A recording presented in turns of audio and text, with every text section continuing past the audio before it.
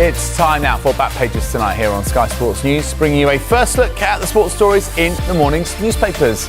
And joining us are Sam Dean from The Telegraph and ESPN's senior football writer James Olley. Welcome along to you both.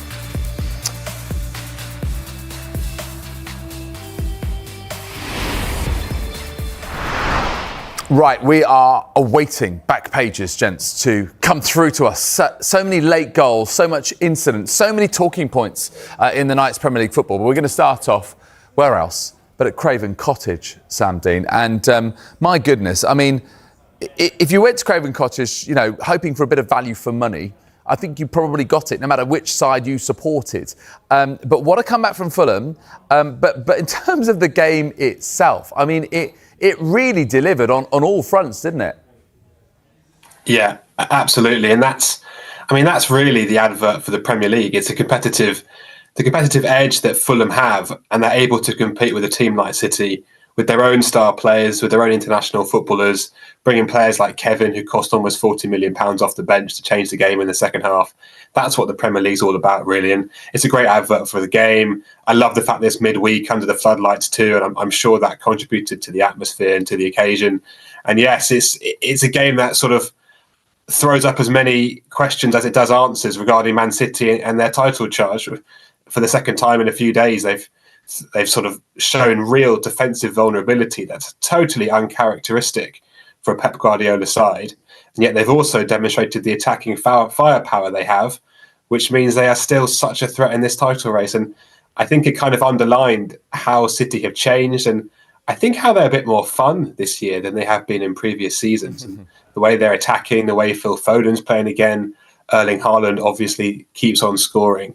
But also there's this permanent sense of vulnerability. And it's remarkable to see a team like City, managed by Pep Guardiola, play with such kind of frailty and openness. And you look at the fact they've conceded 16 goals in 14 games this season. That's really out of sorts for them. So much has changed there. And you compare that to Arsenal, their main title challengers, and Arsenal conceded 7 goals in 13 games. So they're worlds apart when it comes to defensive vulnerability. And tonight showed that once again. On that point, we'll talk about the individual performances, particularly Foden, Chukwueze for Fulham, and obviously Haaland reaching the milestone of 100 goals in the Premier League. But on the point that Sam was mentioning there, James, do you think that defensive vulnerability will ultimately end up costing Manchester City when it comes into a title battle? Yeah, I mean, look, at 5-1, it looked like this was a game that was going to exemplify why City could be the main challengers and may even go on and win it. And at 5-4, we're sitting here thinking this is actually an advert for why they won't win it. Because, we're so used to seeing City take the lead in games and then keep the ball for an hour, and just the opponent doesn't get a sniff, and it's almost boring. And I mean that as a compliment to City, because they just have that kind of complete authority and control in possession. And it just looked, I don't know, I mean, in that second half, obviously they were missing Rodri. He took off Nico Gonzalez at, I think it was 5-2, and brought on John Stones. And then he had Nico O'Reilly playing in midfield at the end of the game. And O'Reilly's been a real find for City this season, fantastic at left back. But I think the fact that, you just would know Rodri would dictate the play, he would control the rhythm of the game, and he would just sort of suck the life out of it, really. When he's not there, as sort of encouraging as Nico Gonzalez has been in that position, they still don't really have anyone who can do what Rodri does for them so often. And I think the end of that game was just sort of showed how Guardiola was kind of still scrambling for an answer, really. And look, I mean, while they've got Erling Haaland, of course they've got a chance. And you are sort of, you're wondering whether Mikel Arteta and his players were turning the TV off at 5-1. And I hope somebody's told them to turn it back on and actually watch the last half an hour, because they'll have a lot of encouragement from that. Because Arsenal games aren't like that. They're not sort of, basketball. It's not as chaotic. I think Erling Haaland actually used that word chaos in his post-match interview. Arsenal games aren't really like that at the moment, and the fact that City's are just shows you how sort of far removed they are from that real command and control that they had when the Guardiola teams of his pomp. Yeah, and listen, we say this, don't we, that you can have great goal scorers and great attacking players, but it's ultimately those teams that are defensively robust, that can just have that across a campaign and end up winning titles. That, you often see those teams that don't concede that many are the ones that end up in top spot. Let's just talk a little bit about Erling Haaland, since you mentioned him there, James. I mean, 111 games, Sam, to reach 100 goals in the Premier League, 13 fewer than Alan Shearer. Do you sense he can continue this form? Oh, absolutely. There's nothing to suggest he won't continue this form. I think that's probably the scariest part of it. And I think that Premier League record, obviously it's a long way away still, but that is absolutely his for the taking if he chooses to stay at City for the length of his contract. And to be honest, it's increasingly difficult for people like myself and James, I think, to find the words and the right description for what Haaland is doing in front of goal. It's just a level of ruthlessness and almost sort of machine-like physicality that I don't think we've seen before. Obviously, we've seen great strikers in the Premier League, and I don't think he's the greatest striker in Premier League history, but I think he is the most machine-like in the way he does things. And I mean, it's phenomenal to watch. Obviously, some people will think it's maybe not as exciting as players like Thierry Henry or Alan Shearer in the past, but you watch it and it feels like the future of football. It's someone who's been created sort of genetically perfectly for the Premier League and the nature of the game in this country, and he just continues to score goals. And the other factor as well, obviously, is Phil Foden's back into form, and we know from the past how well Haaland and Foden link up, and you have to assume that the better Foden plays, the more Haaland will score, because those two have such a good combination on the pitch. And I think it's no coincidence that Foden's return to form has seen Haaland accelerate even further away in his sort of goal scoring exploits. Yeah, and we've got to give him credit for being, showing other elements of his game as well. I mean, he had the assist for Gianni Reinders' goal, James, and also Phil Foden's second goal. So clearly this is something that cuts both ways with Erling Haaland. He is becoming, not just a goal scorer, but a complete forward. Yeah, I mean, in the last couple of years, we've often sort of, when we've been looking at the statistics when I've been covering matches involving City, and you sort of see he's had the fewest touches of anyone on the pitch, and those graphics tend to do the rounds where he'd have 15, maybe 20 touches at the most in games, because he was sort of constructed as a finisher, if you like. He was only really supposed to be playing in and around the penalty box and applying the finish to the moves that were built sort of elsewhere in the team. Whereas it feels as though now he's been more sort of assimilated into the build-up play, and I think he's recognised that City don't have, as we were talking about earlier, they don't have a Rodri, they don't have obviously De Bruyne anymore. Bernardo Silva is still a great player, but not perhaps quite the player he was. Phil Foden's sort of stepping up of late, but he had been quiet up until the last couple of games. I think they don't have that construction around him where everyone else is so good and so creative in possession that he can just play that role sort of in the last 25 yards of the pitch, really. I think the fact that he's stepping up there, I think he recognises, and obviously Guardiola knows, that he needs more from him from just being that clinical finisher. And the key thing, of course, about that is that it's not taking away from his goals. There's always, if you think back to someone like Harry Kane, for example, when Kane would get criticised at Tottenham for, he drops too deep and he's starting to link the play and he's too far from goal, and is it affecting him in the final third? Well, no one's talking about that with Haaland. Yes, he's linking the play more and he's getting more involved, but he's still breaking Premier League records on almost a weekly basis. So it's a perfect combination for City, and as we sort of say, he is by some distance the main reason why City could go on and win it this year. And Sam, could you call this a feel-good defeat for Fulham, given the way that they came back into the game and those two rasping strikes from Samba Chukwueze? He's really, he really set this game alight and gave Fulham that lifeline in the game. Yeah, I think so. I don't think any Fulham fans will be leaving Craven Cottage tonight being concerned about their team. And I think a few weeks ago there were quite a few concerns about their team, and people were starting to get a bit worried about the direction Fulham were heading in. But I think this performance, even though it gave them 0 points, when coupled with the victory at Spurs on Saturday especially, I think that the mood has shifted quite quickly at Fulham now, and the vibe feels much more positive. And you're right about Chukwueze, made a huge difference. I think the fans really like seeing Kevin come on the bench too. Emile Smith-Rowe scoring. He's had a quiet start to the season, but if he can find some form again, that'll make a big difference too. And obviously Josh King coming off the bench and making a big impact, almost getting that late equaliser in the sort of 98th minute of stoppage time. So yeah, I mean, we all know what a good job Marco Silva's done and how solid Fulham have been. I think at the start of this season they had a bit of a wobble, but it looks like they're back to where they should be, and I think tonight will fill them with more sort of enthusiasm than any other result, really. Let's talk a little bit about the game at St James's Park, which had its own drama, notably the decision to award a penalty after a VAR review and the referee consulting the pitchside monitor when Dan Burn was grappling with Rodrigo Bentancur from a corner. James, was it a penalty? No. I don't think the referee wanted to give it either. He obviously didn't give it at the time, and we need to dispense with this sort of farce of sending the referee to the monitor, because he's going to give it. They might as well just say, just give a penalty. Don't waste time going to the monitor and going through the motions. For me, that's a judgment call that the referee's made on the field, and it should be an umpire's call as far as I'm concerned, or the equivalent. I don't think it's clear and obvious. I don't think you would look at that and say 10 times out of 10 that's a penalty. I think it's one of those that if the referee gives it, you go, well, okay, maybe. But if he doesn't give it, that is not a huge mistake. And of course, at that point in the game, 2-1, when the penalty is converted by Anthony Gordon, you're thinking, well, Thomas Frank absolutely cannot catch a break. And then, of course, one of the worst overhead kick goals we've seen. I mean, one of the worst brilliant goals. Yeah, I mean, fantastic. Great moment for Christian Romero, and I don't want to take anything away from it necessarily, but you're looking at Aaron Ramsdale, I think, there, and thinking you've got to move your feet a little bit earlier. When a ball travels that slowly, that far in a crowded box, you're sort of thinking there's something not right about this, sort of aesthetically.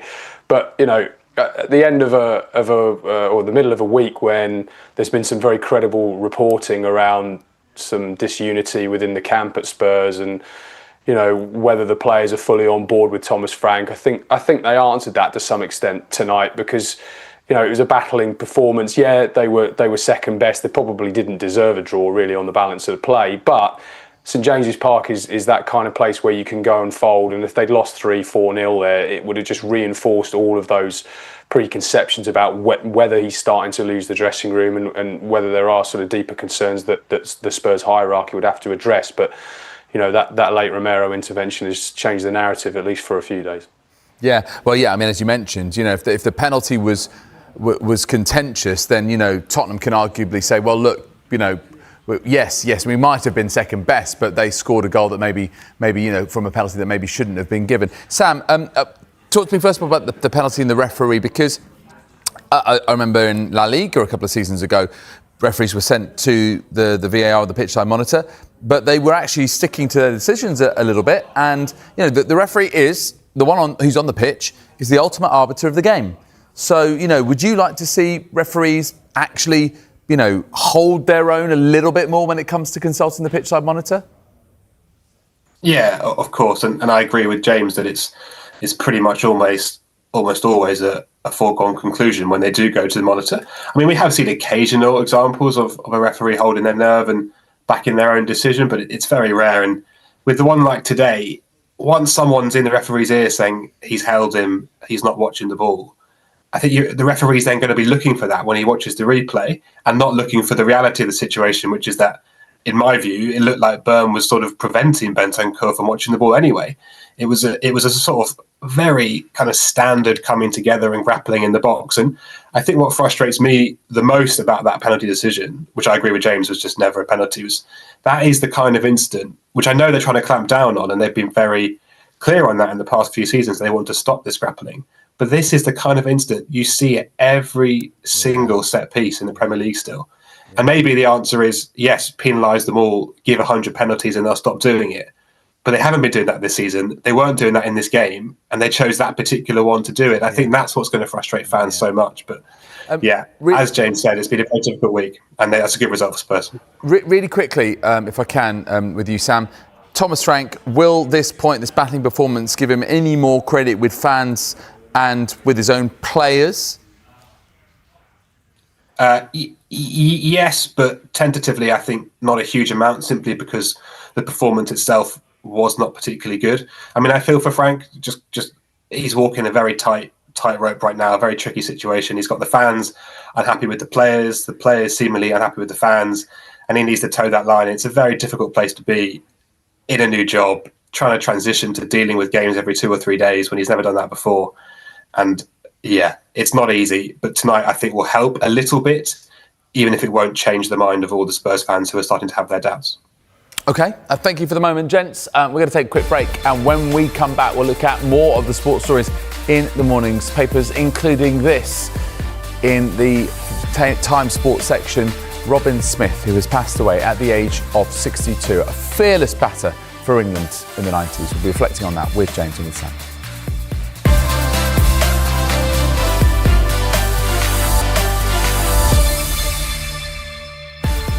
Welcome back. You're watching Back Pages tonight. Welcome back to Sam Dean from The Telegraph and ESPN's senior football writer James Ollie.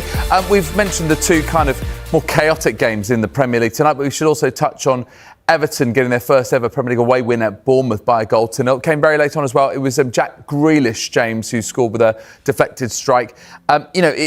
We know that he needs this sort of consistency of performance. That's where he needs to be. Maybe this might be that extra little turning point to get him back contributing at the highest level for Everton.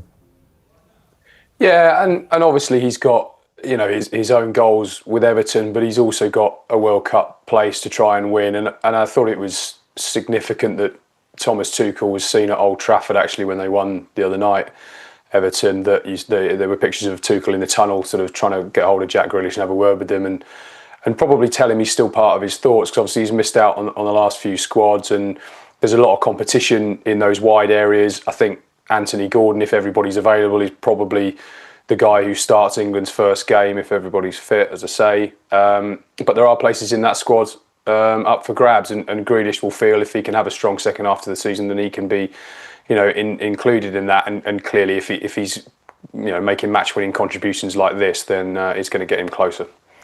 What do you think, Sam, in terms of Jack? I mean, even if he does have a stellar season, can he travel with England? Can he even displace a Gordon or anyone on that left-hand side who could cause opponents problems?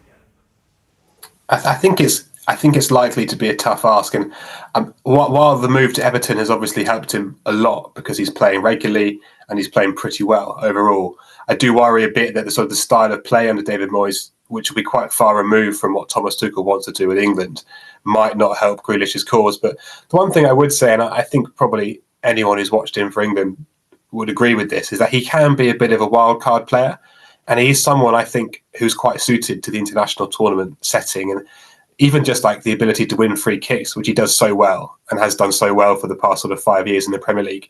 That can be really valuable for a team like England, which has strong set pieces and a big threat in the air. So I can really see an argument, if he's playing well and if he's on form and fully fit, for being a kind of wild card player at the lower reaches of the squad.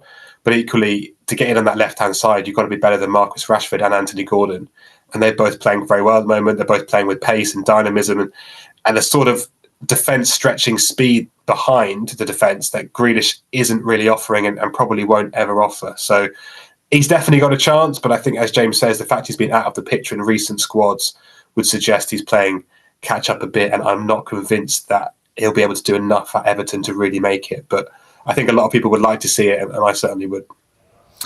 Let's change tack, gents, and reflect on a really sad story, and that's the passing of Robin Smith, former England and Hampshire batter who has died at the age of 62. A player, James, who I think when you saw him face the fearsome pace attacks in the 80s and 90s, particularly of the West Indies and also Australia and others, that it's that one sort of, I call him a fearless hero who really gave England fans hope when ultimately they didn't have too much to be hopeful for. How do you reflect on his life and career?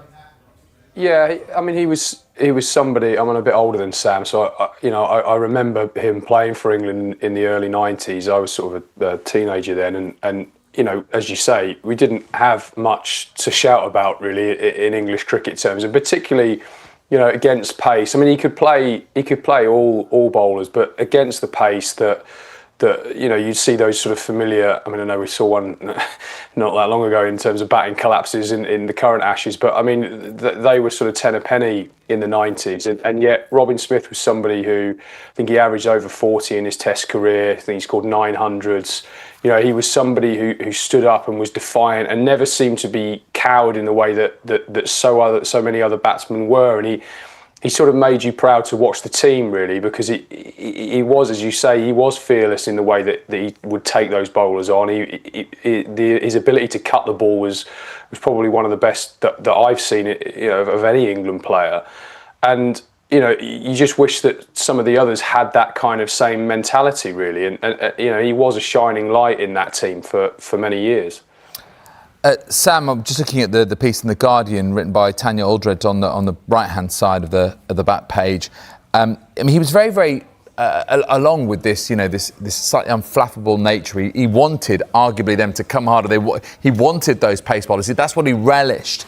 But also, you know, he was, you know, quite versatile in the sense, you know, he opened the batting, but, you know, he was very much in that middle order, you know, played at 4 particularly, sometimes at 6, even at 7 a couple of times. And it was one of those things, wasn't it? You know, you had to watch him. It was magnetic. You know, he would moments would just be drawn towards him. He relished those battles.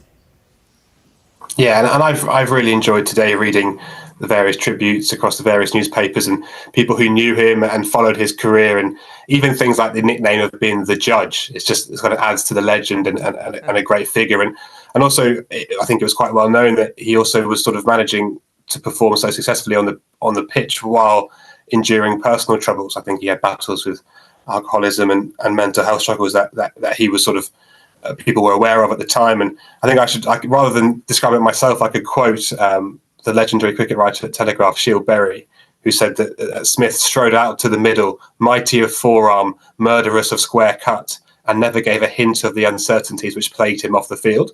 And I think Shield puts it better than most people would. So, sums up a great career and a great life too. Yeah, you're absolutely right. The Smith cut is the shot, isn't it? I mean, James, you know, you put that alongside a cover drive from David Gower. Just, you know, he was just glorious, wasn't he, in his shot making at times? Just very briefly, and we've got about a minute left. Just, you know, in terms of, you know, him as a playmaker, someone who, you know, who would place shots around the ground. But there was, when you have a shot that's your own, you know, and everyone knows that he's going to put it there, and he can just, you know, cut off the square. That's, you know, that's something that again was a signature of his. Yeah, and he could take bowlers off their length, and that was the key thing. If he only had that one shot, then, you know, it would be quickly nullified, really, particularly by the kind of calibre of fast bowler that we're talking about. But, you know, he was somebody who because of, I think, his mentality and his fearlessness, he was able to make bowlers bowl where they didn't want to, and take them out of their rhythm and take them out of their comfort zone. And as I say, that was such a sort of antidote, really, to what we used to sort of see so often from English batsmen, English batting lineups, that, you know, I think he was an inspiration to many of his teammates and many people who came after him too. Absolutely right. Yeah, we echo those thoughts. All right, we're going to leave it there. Thank you very much indeed, Sam. Thank you, James. If you missed any of the show, another chance to see Back Pages tonight at 1:30. And the show's also available as a podcast. Just download Back Pages on Apple, Spotify, wherever you get your pods. Join us again Wednesday night. Our guests will be Riyadh Al-Samra of the Daily Mail, Mark Donaldson from ESPN. And of course, we're reflecting on all of the night's football here